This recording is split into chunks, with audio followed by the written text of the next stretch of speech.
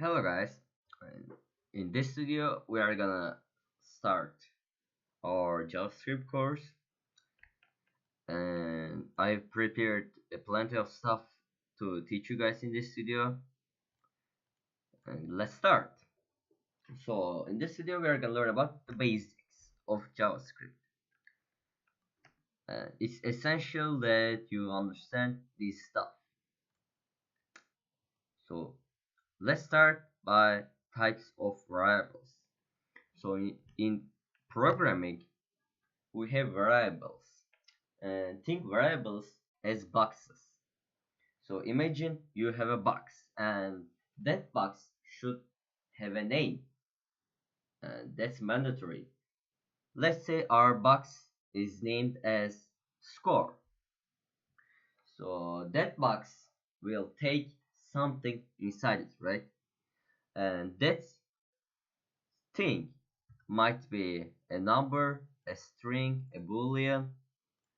So the types of variables help us to determine the type of the thing that we put inside that box.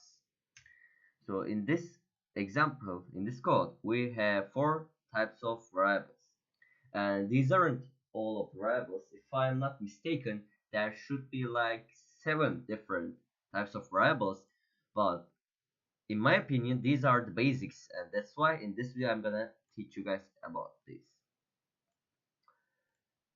And in programming, or let's say in JavaScript, if you wanna create a variable, you should first declare it and then assign something to that variable. So let's start by declaring a variable. In JavaScript, if you want to declare a variable, you should put one of these three keywords: let, const, or var. And in this video, we are gonna just stick with the let keyword, but in the later videos, I'm gonna teach you about the const too. So first of all, we put the let keyword. So we tell our computer that we are gonna create a box. We are gonna create a variable. Then that box that variable should have a name, right? And after you put the let keyword, you are gonna put the name of that variable. So in our example, the name of our box was score, right? So let's put score in here. So we have a variable and its name is score. Or in other words, we have a box and its name is score. And we did the first step, which is variable declaration. And let's assign something to that variable. How to assign something? In order to assign something, you should put this equal, symbol. So in math, we use this to indicate that there is an equation, but in programming, it works differently. When you put this equal sign in programming, that means that whatever you have on the right side of the equal sign, you are gonna take it and assign it to the left side. So let me give you an example. If I put 15 in here, what our code will be doing is that it will take this 50, okay? Then it will assign it to our variable. You can think this you can think of it as in this way. Imagine you have a box named as score. Then you have the number 50 and you put that number inside that box. So now your box is containing the number 50. And that's just it. That's what we did in this code. We put the let keyword to notify our computer that we are going to create a variable. After the let keyword, we put the name of the variable, then the equal sign, and the stuff that we want to assign to that variable. So in this case, we assign 15 variable to our variable. Yeah, and that's the variable assignment. Let's come back to the types of variables. So we have we are going to learn boolean, undefined string, number. So 15 is a number. So 15 is a number. 15.5 is a number. 0 is a number. So whatever you see in math as a number is also a number in coding. And that's the number data type. Let's see booleans. So booleans can either be true or false. So if I put true in here, then our variable will be containing true, and that's a boolean type. Or we can also put false in here, which means our score is containing the false, which is a boolean. And we are gonna see this stuff in depth, these booleans, these strings, these numbers in our future videos, so don't worry. Just try to understand the basics. What are the data types? Oh, I made a mistake in here. I just noticed it. This should be types of data types, or let's say data types in short. Okay, now this is better. So we have just two remaining data types. Let's continue with the strings. So strings are basically texts. And in order to have a text in JavaScript, you should either put these quotation marks or this stuff. I don't know their name. If you look at your keyboard, I'm pretty sure you can find it. So in this example, I'm gonna use quotation marks, and whatever you put inside these quotation marks, that will be a string. So what I mean is, if I put hello world in here, our code will assign this hello world text or string, you might call it whatever you want, to this score. So this score is now containing this string hello world. Lastly, we have this undefined data type, which means basically not assigning anything. So if I leave my code like this, that means this score is containing an undefined data type. So in other words, we have a box and it doesn't contain anything. It's undefined. And those are the four data types that I want to teach you in this video. Now let's continue by learning console.log.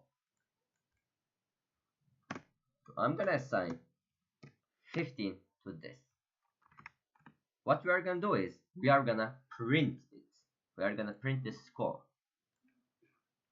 So in order to print something, we need to use this console.log function. So how it works is that you should put console.log, then parentheses, open and close parentheses. Inside this parentheses, whatever you put will be printed. So what I mean is, if I put 10 in here and save my JavaScript file, it will be printed in my HTML website. And if I put score in here and save my JavaScript file, 15 will be printed. That's because score is containing 15, right? We have a box and its name is score, it's containing 15. Inside this console.log function, we call for score. So our code will get whatever we have inside this score and print it out. So imagine it like this. You have a box, its name is score. It is containing the number 15. When you try to get score, you are gonna get whatever inside that box. So the box is containing 15, so you get the 15. And that's how it works. Let's change this to a, let's say, string hello world. When I save it, we print out hello world. So strings are basically texts, as I said before. So this behaves like a text. Therefore, we can print anything. There is just one more thing that I want to teach you. While variable assignment, and you can't put random names to assign to a variable. So what I mean is, I can't assign hello world like this directly to our score. This will raise an error. As you can see, it underlines this world. That's because when you put, let's say, a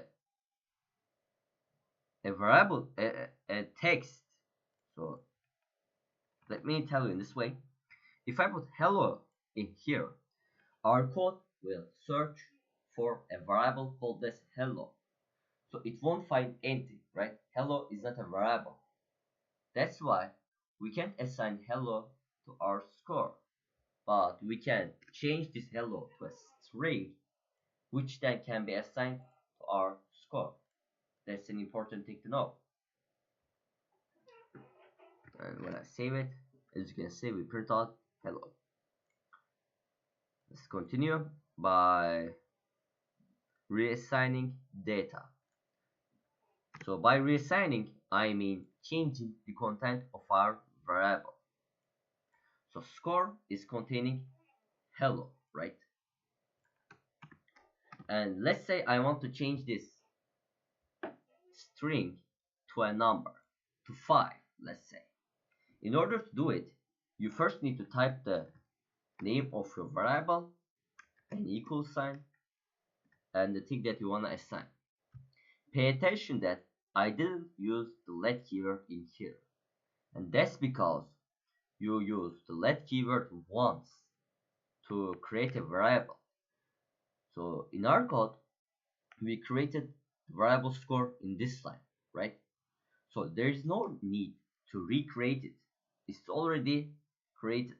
So I just need to type the name of our variable, which is score, an equal sign, which is used to assign something, and the thing that we assign to our score. So if I console.log and say score, when I save it, we first print hello, because that's why our console.log, our first console.log is printing the string hello. Then we change the content of our score to 5. Then when we try to print out our score, we get the number 5. And that's how the reassigning works. One more thing, comments. So this is a little bit unrelated to our problem, but I want to teach you guys about this too. So we use comments when we don't want our code to execute a line of code or lines of code. So what I mean is, this is a comment. Pay attention that our code doesn't raise an error because of this stuff, because these are commented out. Our code won't even see these as written. And if you wanna comment out one line, you should use this syntax. And whatever you put after this will not be executed by your coding language. At least that's how it works in JavaScript. So in Python, we use this hashtag symbol, but in JavaScript, we use these two symbols together.